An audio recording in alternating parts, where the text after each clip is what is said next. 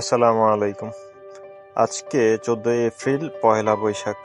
আমি Facebook scroll করতে করতে লক্ষ্য করলাম একটা পোস্টের মধ্যে আমাদের বাংলাদেশে নির্মাণকৃত মডেল মসজিদ যেগুলো আছে ওইগুলোর সামনে কয়েকজন নারী শাড়ি পরে এবং থ্রি পিস পরে ওনারা এখানে ছবি তুলতেছিল, বুঝছেন?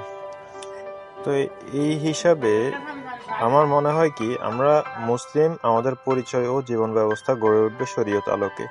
পয়লা বৈশাখ আমাদের সমাজে প্রচলিত একটি সংস্কৃতি হলেও ইসলামের দৃষ্টিতে এই ধরনের উৎসব পালন থেকে বিরত থাকাই উত্তম।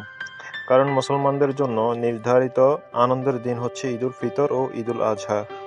এর পাশাপাশি মসজিদ হলো একান্তই ইবাদতের স্থান।